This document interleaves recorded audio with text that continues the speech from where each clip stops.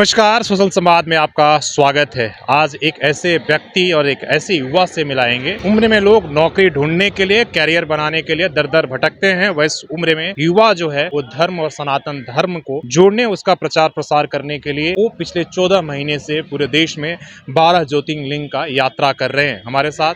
और वो जमशेदपुर में पहुंचे हुए हैं, पैदल यात्रा करते हुए बाबा बैद्यनाथ की यात्रा करके आगे की ओर प्रस्थान कर रहे हैं। वैसे ही हमारे साथ इन्होंने केदारनाथ से यात्रा की शुरुआत की थी और लखनऊ के रहने वाले। सबसे पहले आप बताइए कि यात्रा कहाँ से शुरू किया था और कितने महीने पहले, कब से? सर्वप्रथम सभी सनातनी भाइयों को हर हर महादेव, जय श्री राम, जय सनातन धर्म की।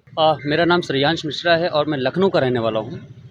पिछले साल 2023 में तिथि है वो 26 अगस्त मेरी यात्रा की जो तिथि है, और हमने यात्रा स्टार्ट किया है बाबा केदारनाथ, जो कि स्थित है हमारे देवभूमि उत्तराखंड में। फिर वहाँ से हमने प्रण लिया कि हमें 12 ज्योतिर्लिंग पूरे करने हैं, और बाबा की कृपा से आज 10 ज्योतिर्लिंग पूरा करके आपके समक्ष प्रस्तुत हुआ। जो आप देख रहे हैं, एक तरफ आप ले सकते हैं कॉल, अगर आपका कार है, हो सकता है कोई आपकी जरूरी ये होंगे तो। एक तरफ तिरंगा है, दूसरी तरफ भगवा है। इसकी जरूरत क्यों पड़ी कि आपको भगवा और तिरंगा दोनों लेकर चलना पड़ा? देखिए, आपको जैसे पता है, हमको भी पता है, भारत जैसे विशाल देश में अलग अलग राज्य हैं, अलग अलग मानसिकता वाले राज्य हैं, लोग हैं। तो हम अपने धर्म के बारे में सबसे पहले कहना चाहेंगे कि हमारे धर्म के जो लोग हैं वो कहीं ना कहीं एकजुट नहीं है, इसलिए हम केवल सनातन का झंडा लेकर के नहीं चल सकते। दूसरी बात यह है कि राष्ट्र प्रथम है। भारत जैसे संवैधानिक देश में राष्ट्र प्रथम है, धर्म बाद में। तो पहले हमें राष्ट्र देखना है, फिर धर्म देखना है। तो इसका ये प्रतीक है कि हम राष्ट्र और धर्म दोनों लेकर के साथ में चल रहे हैं। अगर हमारे राष्ट्र पे कोई आँच आएगी तो धर्म को छोड़कर सबसे पहले राष्ट्र पे हम प्रहार करने वालों अत्याचारियों के खिलाफ हम आंदोलन मोर्चा खोलेंगे। दूसरा, जब धर्म पे आँच आएगी तो धर्म हमारे धार्मिक लोग हैं, तो हम अपने धर्म की भी रक्षा करेंगे। तो ये इसका प्रमाण है कि हम नेशनल फ्लैग जो हमारा तिरंगा है और हमारे सनातन धर्म का जो झंडा, हम दोनों लोग साथ में कैरी कर रहे हैं। सवाल ये है कि जो माहौल है देश का, क्या कभी धार्मिक, आप ये को लेकर कि भाई आप धार्मिक यात्रा कर रहे हैं, भगवा लेकर कर रहे हैं, कभी आपकी 14 महीनों में दिक्कत आई? क्या उस तरह के लोग भी मिले जो आप पर आपत्ति दर्ज किए, या किसी गलत, मतलब इस तरीके का भी अनुभव रहा? आपत्ति नहीं, सबसे बड़ी बात तो ये है कि लोगों का एक मिसकंसेप्शन है। लोग ये सोचते हैं कि ये अवस्था जो है 22-24 साल वाली, ये यात्रा की नहीं है। अच्छा, मदिरापान का सेवन करके और आप व्यभिचारी व्यक्ति बन करके घूमें, लोगों का ये मानना, ये इंटेंशन होता है। तो हमसे एक ही प्रश्न ज़्यादातर पूछते हैं, आखिर तुम ये यात्रा क्यों कर रहे हो और इतनी कम उम्र में क्यों कर रहे हो? तो ऐसे व्यक्तियों के लिए मेरे पास कोई जवाब नहीं होता है। हालाँकि वो मदिरापान का सेवन करने के बाद ही मेरे से ऐसा सवाल पूछते हैं। जब मैं महाराष्ट्र में था, उसके एक ज़िला है भंडारा करके, महाराष्ट्र से नागपुर से आगे भंडारा में कुछ अराजक तत्वों द्वारा मेरे ऊपर डंडे से प्रहार किया गया था। आप निशान देखना चाहोगे तो मेरे पीछे बना हुआ है। उन्होंने कम से कम हमको 8 से 10 डंडा इसलिए मारा क्योंकि मैं सनातन धर्म का झंडा लेकर के उनके राज्य में चल रहा था। हालाँकि मेरे कहने का मतलब ये है कि अगर मेरे पास सनातन धर्म का झंडा था तो उस केस में मेरे पास नेशनल फ्लैग, जो कि राष्ट्र का झंडा है, वो भी तो हमारे पास था। तो यहाँ पे बात ये नहीं आ रही है कि देश और धर्म, यहाँ पे मानसिकता की बात आ रही है। ये कैसे कर रहा है, क्यों कर रहा है? अब कुछ लोगों का मानना है कि अपना धर्म स्प्रेड कर रहा है, बढ़ा रहा है सनातन धर्म को। हाँ, मैं उसमें गर्व महसूस करता हूँ कि मेरा सनातन धर्म बढ़े, फले फूले, और मैं ये नहीं चाहूँगा कि मेरा धर्म फले फूले और आपका धर्म खतरे में आ जाए। मैं बिल्कुल नहीं चाहूँगा। एक सनातनी होने के नाते मैं कतई नहीं चाहूँगा, ना मैं कभी आपके धर्म के बारे में कुछ बोलूँगा, ना ना ना ना। मेरा वो, क्योंकि हमारे धर्म में वो सिखाते ही नहीं है, हमारे मज़हब में ऐसा कुछ नहीं है। हमारे सनातन धर्म में प्यार दो, प्यार बाँटो, खुशियाँ बाँटो, हम वैसे इंसान। तो हमारे साथ में आपने अभी रिसेंट केस सुना होगा, एक स्वामी जी हैं महाराष्ट्र में, उन्होंने कुछ बयान दिया था। वो सब उन्हीं के एरिए में आते थे, ऐसा, क्योंकि उधर थोड़ा मुस्लिम क्षेत्र भी है। तो लेकिन आप क्या ही कह सकते हैं, जो हुआ सो हुआ। वो यात्रा का एक पड़ाव था। यात्रा कैसे रही है? इसके लिए धन कहाँ से लाएं? क्या इतना सब कुछ पहले से प्लानिंग करके चले थे? कैसे पूरा हुआ, अनुभव बताएं अगर कोई। इसलिए कि आज जो है, हालांकि आप 12 ज्योतिर्लिंग की यात्रा कर रहे हैं, लेकिन बहुत सारे लोग ऐसे भी जो हैं, कोई साइकिल से कर रहा है, कोई स्कूटर से कर रहा है, पैदल भी कर रहा है। उनके लिए आप एक्सपीरियंस अपना बताइए, कैसे आपने इस यात्रा को कितने दिन पहले प्लानिंग की? सबसे पहले तो मैं एक ही चीज़ कहना चाहूँगा, जितने हमारे सनातनी भाई बहन हैं, ये अपने दिमाग में लाना छोड़ दें कि ये यात्रा कर रहा है ऐसा वैसा फलाना ढिमका। कुछ नहीं हमें सोचना, हमें एक दूसरे का सपोर्ट करना। अब मैं आपकी बातों पे आता हूँ। हमारे पास कोई ऐसा व्यवस्था नहीं था, हम स्पोर्ट खेलते थे, उसमें से थोड़ा धनराशि हमने जीता था, पुरस्कृत हुए थे नोएडा में, क्योंकि उस वक्त नशा मुक्ति एक अभियान था। तो मैं मैराथनर था, हाफ मैराथनर। तो कुछ हमने लगभग 15-20 हज़ार रुपये वहाँ पे पुरस्कार राशि जीते थे। उसके बाद हमने थोड़ा मम्मी को अपने बताया कि मम्मी, हम लोग ब्राह्मण कुल से हैं, तो हमारे यहाँ पे ऐसा भी है कि धर्म के लिए आप कुछ भी काम करो, बलिदान भी, प्राण आपके चले जाएंगे तब भी हमारे घर वाले उफ नहीं करें, क्योंकि ऐसा है हमारे ख़ानदान में। तो हमने मम्मी के सामने ये विषय रखा कि हम एक यात्रा करना चाहते हैं, अगर आपकी अनुमति हो तो उन्होंने पहले तो एक जैसा एक माँ समझाती अपने बेटे को कि भारत जैसा देश है, आपको क्या होगा क्या नहीं होगा। तो मैंने उनको बोला कि ऐसा लग रहा है मुझे, महादेव बोल रहे हैं कि तुम यात्रा कर सकते हो, तुम्हें कोई दिक्कत नहीं आएगी मम्मी, ऐसा मुझे लग रहा है अंदर से। तो उन्होंने कहा कि जब इतना तुम्हें दृढ़ संकल्प है तो फिर पूछने की ज़रूरत नहीं है, जो भी चाहिए आप हमसे लो और अपनी यात्रा कंटिन्यू करो। तो मुझे याद है मेरी माँ ने कुछ, उनके पास थे 4-5 हज़ार रुपये ऐसा उन्होंने दिया था, बाकी जो मैंने जीती हुई राशि 25 हज़ार रुपये टोटल लेकर के मैं कैरी करके निकला था। लेकिन आपको बताते चलूँ, ये 25 हज़ार रुपये और यात्रा से कोई संबंध नहीं। 25 हज़ार तो एक रात में समझ लीजिए खर्चा करने वाला खर्चा कर देगा, नहीं तो चलाने वाला चलाता है। हालांकि वो मेरा 2-3 महीने चला था, उसके बाद मेरा पूरा यात्रा भगवान शंकर के चरणों में ही समर्पित करके मैं हार मान गया था कि मेरे से अब तो नहीं हो पाएगा। तो कहीं ना कहीं मुझे घमंड था इस बात की, यात्रा मैं कर रहा हूँ। एक्चुअल में क्या है, जो भी श्रद्धालु मंदिर के आसपास जाते हैं, जो मंदिर को दर्शन करने के लिए जाते हैं, अगर उनको मंदिर में एंट्री मिल रही है ना, तो मुझे ये लगता है आपके अपने धन दौलत, यश, कीर्ति, सम्मान से आपको वहाँ पे दर्शन नहीं मिला जब तक समर्पण नहीं होगा, और जब तक महादेव या कोई भी देवी देवता जिसका आप श्रद्धा भाव करते हैं वो नहीं चाहेंगे, आप दर्शन नहीं कर सकते। ये मेरा पर्सनल एक्सपीरियंस है जो मैं जानता हूँ।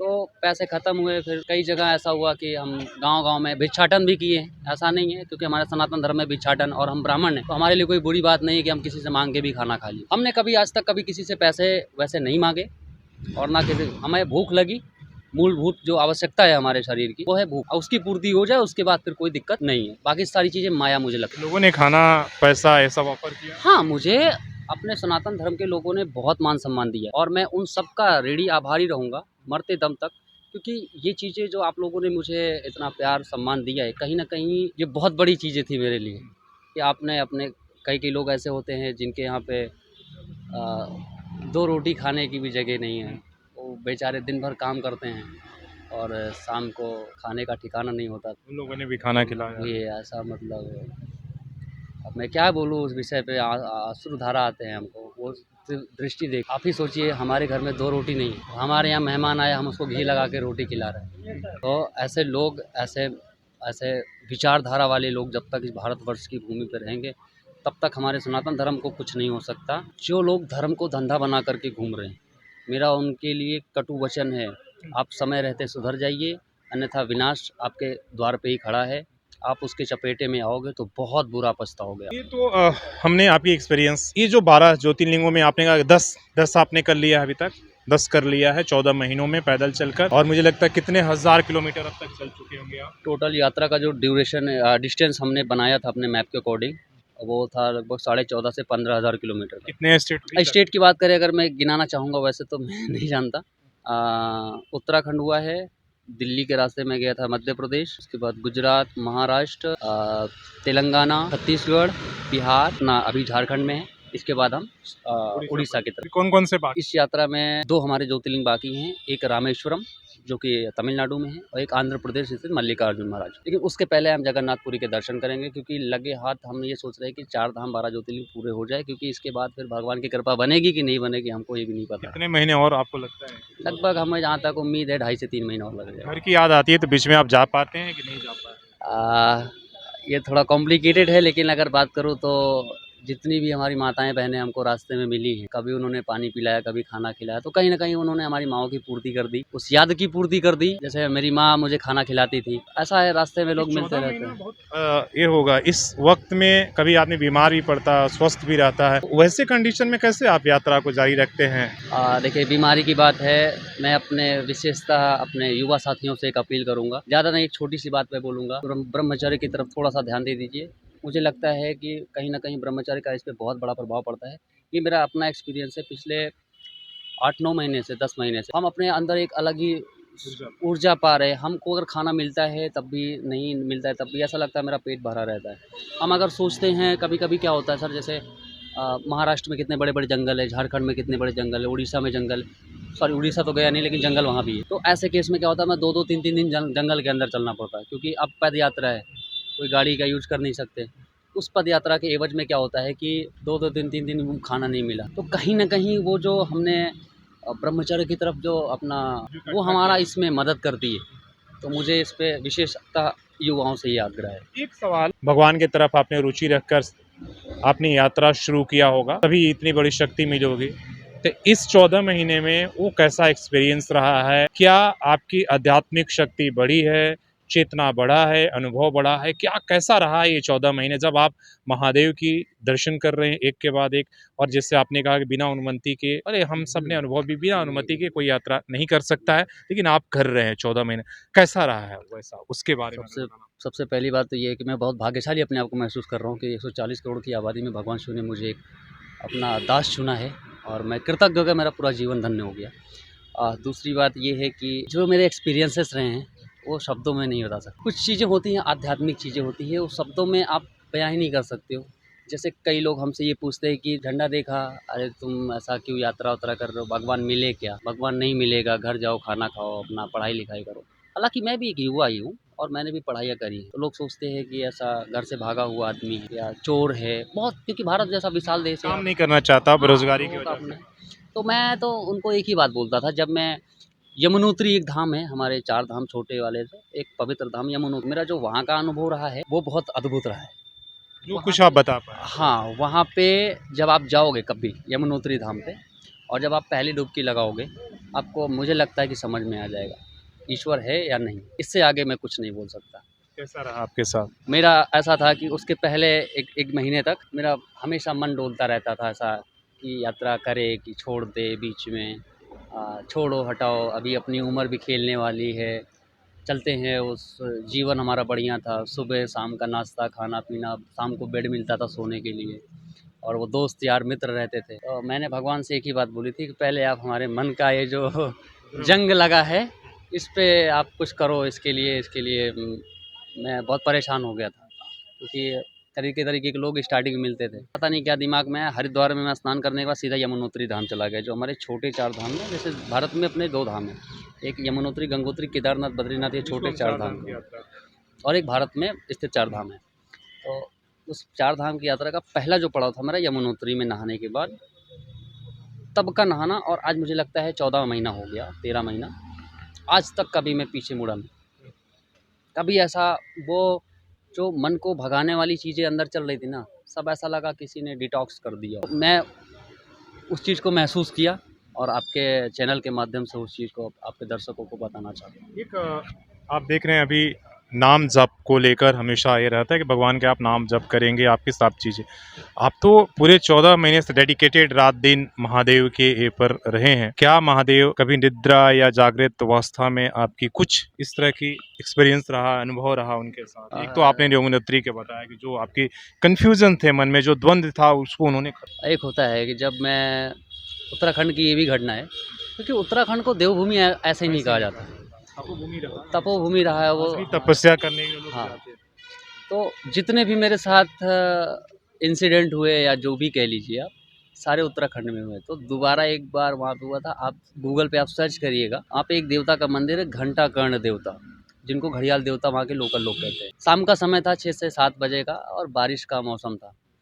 उसके बाद रहने की जगह मैं ढूंढ रहा था, पहाड़ों के ऊपर थोड़ा सा मुश्किल होता है। मैं मंदिर में गया तो वहाँ के मंदिरों में एक खासियत है, गांव जो ग्राम देवता या कुल देवता है, वहाँ के मंदिरों में ताला नहीं लगाते वो लोग। तो मैंने भी सोचा ये तो बढ़िया मौका है, ताला खोला, अपना इधर से बिस्तर निकाला, आराम से सो, खाना पीना खा ही लिया था पीछे। हालांकि वहाँ पे मंदिर में अगर पुजारी जी होते तो मैं उनसे अवश्य पूछता कि यहाँ पे रह सकते हैं कि नहीं, लेकिन जब दूर दूर तक कुछ दिख ही नहीं रहा था, मैं पूछूं किससे? भगवान का शरण, भगवान का मंदिर, अपना घर समझ के सो गया। रात के करीब 1:30 बज रहे थे, वो दिन मैं आज भी नहीं भूलूंगा। मेरा ये यहाँ से ये पार्ट और यहाँ तक पूरा ब्लॉक हो गया था। ऐसा लगा कोई आकर के मेरे सीने पे बैठ गया हो ऐसे। वास्तव में मैं एक युवा होने के नाते मैं खुद चौंक गया था कि ऐसी बातों पे क्या हो रहा है मेरे साथ। अच्छा, भूत प्रेत पे मैं भरोसा करता नहीं था और अभी भी नहीं करता, क्योंकि भक्त के हिसाब से अगर आप भक्ति कर रहे हो तो भूत प्रेत कुछ मायने नहीं रखते। फिर मैंने सोचा कि भगवान के मंदिर में भूतों का आना तो कौन सा लॉजिक है ये? कुछ समझ नहीं आया। उस रात भर मैं सोया नहीं। फिर अगली सुबह मंदिर से कैसे का 5 से 7 किलोमीटर अंदर एक गांव है। गांव में जा कर के मैंने महाराज जी से पूछा, महाराज जी कल रात में हमारे साथ में ऐसी एक घटना घटी थी। इस घटित घटना के बारे में आप हमको अवगत कराने का कष्ट करें। तो उन्होंने बताया कि एक एग्जाम्पल देके समझाया। बोले हम समझ गए बेटा तुम्हारा साथ क्या क्या हुआ था, हम बिल्कुल समझ गए। आप एक एग्जाम्पल के तौर पर समझिए, आप घर में हो और कोई एक व्यक्ति आता है आपके घर में बिना आपके परमिशन के, वो आपके घर में चाय बनाता है, चीनी चबाता है, चाय पानी पीता है आपसे बिना पूछे, और आप उसको देखते हो, आप कैसा महसूस करोगे? और वो अनजान आदमी है। मैं कहूँगा, मैंने कहा कि बाबा जी बस अब मैं तो यही सोचूंगा कि मतलब कैसा इंसान है। तो बोले बेटा बस वही था। वो जो देवता हैं वो भगवान शिव के अंश हैं। एक ज़माने में वो राक्षस हुआ करते थे, घंटाकर्ण देवता। लेकिन उनके कुछ ऐसे प्रार्थना थे जिसको भगवान शिव ने सुन करके उनको अपनी शरण में ले लिया, और वहाँ के लोगों ने उनको भगवान शिव के रूप में पूजना स्टार्ट कर दिया। तो वो थोड़े गुस्सैल देवता हैं। आप बच गए वहाँ पे, ये बहुत अच्छा है। फिर उन्होंने गांव के एक दो लोगों को दिखाया जिनका पूरा हाथ पैर पैरालाइज हो गया था उन देवता के गुस्सा की वजह से। तब से लेकर के मैंने किसी भी मंदिर प्रांगण में मैं भी जाता हूँ, और आप लोगों को भी एक वो है बताता हूँ कि कभी भी जाइए, किसी का भी मंदिर हो, एक बार प्रणाम करके वहाँ पे उनसे राय कीजिए कि महाराज ऐसा ऐसा है, हम आपके मंदिर में दरबार में सोना चाहते हैं। ये मेरी अपनी राय है। चलिए, हाँ, अनुमति लेकर ही उसके बाद से फिर चीज़ें समझ में आई फिर कभी। तो उसको आप चमत्कार कहिए या दिव्य शक्तियाँ कहिए, मेरी नज़रों में तो भगवान की ही शक्ति थी। चलिए, दिव्य शक्तियाँ हैं तभी आप यात्रा कर पा रहे हैं, तभी हम बोल पा रहे हैं, हम सब मिल पा रहे हैं। और जिस तरीके से आपको लोगों ने प्यार दिया है, आगे देते रहें, आप यात्रा करते रहें। लास्ट ये यात्रा कंप्लीट होने के बाद आप गृहस्थ में लौटेंगे कि अध्यात्म की तरफ जाएंगे? क्या आगे के प्लान क्या है? देखिए, एक गृहस्थ में जाना हमको बहुत अनिवार्य है। गृहस्थ में जाने के बाद ही हम अपने धर्म के लिए, अपने समाज के लिए बहुत कुछ, अध्यात्म की तरफ अगर हम बढ़ गए, हालांकि किसी महात्मा जी को या किसी भी व्यक्ति विशेष को ठेस पहुंचाना मेरा उद्देश्य नहीं है। आपकी अपनी मंतव्य है, आपकी जो इच्छा है आप वो करो, ये मेरा पर्सनल मंतव्य है। तो मेरा जो मानना है कि मैं वापस गृहस्थ में लौटूंगा और पैसे अच्छे तरीके से पैसे कमाने की सोचूंगा। हमारे जो, क्योंकि जब कोई भी सेवा होती है तो 3 प्रकार से होती है, तन, मन और धन से। तो अगर मेरे पास तन मन है और धन नहीं है तब भी मैं सेवा नहीं कर पाऊँगा। अगर धन है और तन है और मन ही नहीं है तब भी सेवा नहीं। तो कहीं न कहीं इन तीनों का मिश्रीकरण बहुत ज़रूरी है। तो तन और मन इस यात्रा में भगवान द्वारा विकसित हो गया है। और रही बात धन की, तो वो सही समय आने पे हम अच्छे से कमा करके और अपने समाज के, अपने परिवार, अपना समाज और अपना धर्म जहाँ तक होगा, क्योंकि ये शरीर अगर ईश्वर ने दिया है तो इसको ऐसे ही व्यर्थ नहीं करना है। बहुत बहुत धन्यवाद। और आपकी बातें सुनकर इंस्पिरेशनल है। हर कोई इतना जल्दी निर्णय सोचने के लिए, प्लानिंग तो हम सब करते हैं, लेकिन बहुत कम होते हैं कि अपने मन का द्वंद्व खत्म करके और उन्हें रास्ता पता हो कि आगे क्या करना है। आप कर रहे हैं पिछले 14 महीने से। जितना ये सुनने में आसान है पैदल यात्रा करना, उतना ही एक मुश्किल है, बहुत मुश्किल यात्रा है। कभी आप रांची से जमशेदपुर 130 किलोमीटर की यात्रा करेंगे तो आपको पता चलेगा, लेकिन अकेले करना बहुत ही मुश्किल ये है। और आप कर रहे हैं तो बिना भगवान की कृपा की, भगवान शंकर की, जिस महादेव की आप दर्शन कर रहे हैं वो संभव नहीं है। और जिस तरीके से भारतवर्ष में लोग सपोर्ट कर रहे हैं आपको, गांव हो घर हो, लोग बिना मांगे ही लोग हर तरह की मदद की बढ़ा रहे हैं, आगे बढ़ाते रहे और इसी तरह से देश इन कार्यों के लिए आगे बढ़ता रहे, हमारी शुभकामना है। जितने लोग भी आप इस वीडियोस को देख रहे हैं ज़रूर बढ़ाएं, लोगों को अवगत करें। अगर भाई मिले रास्ते में तो ज़रूर आपके पास ना कम से कम पानी के लिए पूछ लीजिए, जो कुछ आप दे सकते हैं ज़रूर दीजिए, ताकि इनकी यात्रा और इनके जैसे बाकी लोग भी कंटिन्यू रहे और एक अच्छा माहौल, कि आपको ये सोचना ना होगा कि हम लखनऊ में हैं और तमिलनाडु जाना है या रामेश्वर करना तो वहाँ किस तरह से लोग होगा, वैसा नहीं। भारत का जो एक सूत्र है वो कम से कम, हालांकि अभी भी विध्वंसक लोग हैं, जिस तरीके से इन्होंने अपने एक्सपीरियंस बताया कि कुछ लोग ऐसे हैं जो व्यवधान डालने की कोशिश करेंगे, लेकिन हमारा मानना है कि आज भी ज़्यादातर अच्छे लोग हैं, सपोर्ट करने वाले लोग हैं, और वैसे लोगों की संख्या रहेगी तो वैसे लोगों की, नकारात्मक लोगों की शक्तियाँ ऐसे ही खत्म हो जाएगी। अपने सहयोगी शेष रामूर्ति के साथ शशि भूषण, सोशल संवाद, झारखंड।